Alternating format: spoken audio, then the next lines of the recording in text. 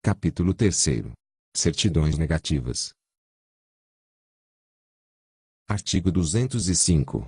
A lei poderá exigir que a prova da quitação de determinado tributo, quando exigível, seja feita por certidão negativa, expedida à vista de requerimento do interessado, que contenha todas as informações necessárias à identificação de sua pessoa, domicílio fiscal e ramo de negócio ou atividade e indique o período a que se refere o pedido. Parágrafo único. A certidão negativa será sempre expedida nos termos em que tenha sido requerida e será fornecida dentro de 10 dias da data da entrada do requerimento na repartição.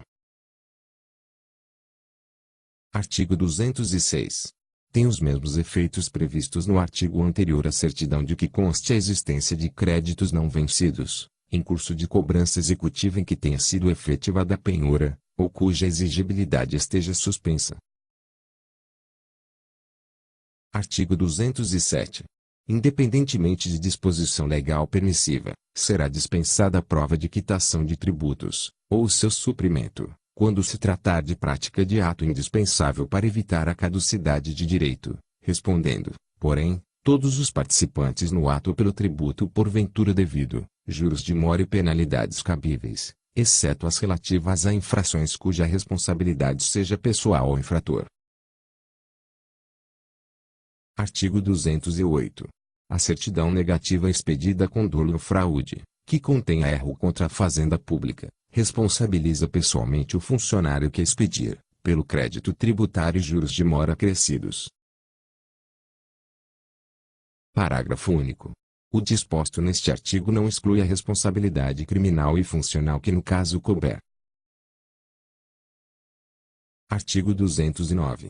A expressão fazenda pública, quando empregada nesta lei sem qualificação, abrange a fazenda pública da União, dos Estados, do Distrito Federal e dos municípios. Artigo 210. Os prazos fixados nesta lei ou a legislação tributária serão contínuos, excluindo-se na sua contagem o dia de início e incluindo-se o de vencimento. Parágrafo único. Os prazos só se iniciam ou vencem em dia de expediente normal na repartição em que corra o processo ou deva ser praticado o ato. Artigo 211. Incumbe ao Conselho Técnico de Economia e Finanças, do Ministério da Fazenda, prestar assistência técnica aos governos estaduais e municipais, com o objetivo de assegurar a uniforme aplicação da presente lei. Artigo 212.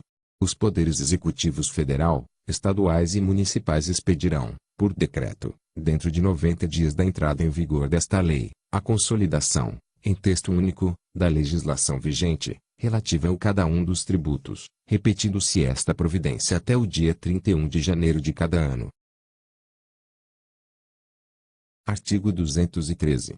Os estados pertencentes a uma mesma região geoeconômica celebrarão entre si convênios para o estabelecimento de alíquota uniforme para o imposto a que se refere o artigo 52.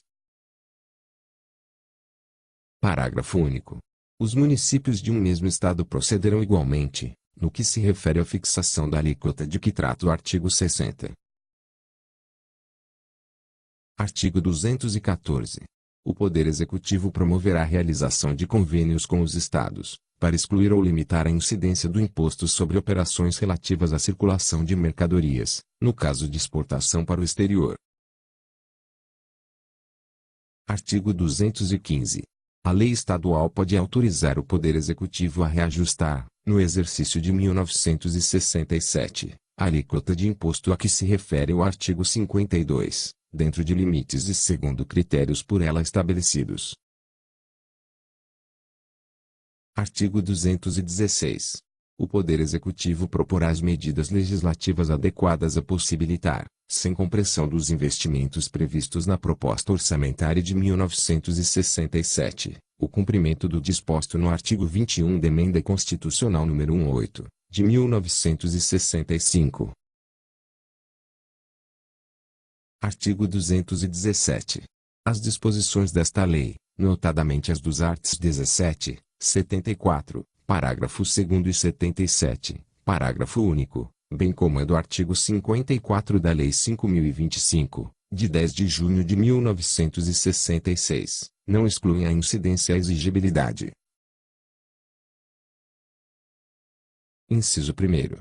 Da contribuição sindical, denominação que passa a ter o imposto sindical de que tratam os artigos 578 e seguintes, da consolidação das leis do trabalho, sem prejuízo do disposto no artigo 16 da Lei 4.589, de 11 de dezembro de 1964. Inciso 2º. Das denominadas cotas de previdência que aludem os artigos 71 e 74 da Lei 3.807, de 26 de agosto de 1960 com as alterações determinadas pelo artigo 34 da Lei 4.863, de 29 de novembro de 1965, que integram a contribuição da União para a Previdência Social, de que trata o artigo 157, item inciso 16, da Constituição Federal. Inciso 3º. Da contribuição destinada a constituir o Fundo de Assistência e Previdência do Trabalhador Rural, de que trata o artigo 158 da Lei 4.214, de 2 de março de 1963. Inciso 4º. Da contribuição destinada ao Fundo de Garantia do Tempo de Serviço, criada pelo artigo 2º. Inciso 5º. Das contribuições enumeradas no parágrafo 2º do artigo 34 da Lei 4.863, de 29 de novembro de 1965, com as alterações decorrentes do disposto nos artigos 22 e 23 da Lei 5.107, de 13 de setembro de 1966, e outras de fins sociais criadas por lei. Artigo 218. Esta lei entrará em vigor, em todo o território nacional, no dia 1º de janeiro de 1967, revogadas as disposições em contrário, especialmente a Lei N. 854, de 10 de outubro de 1949.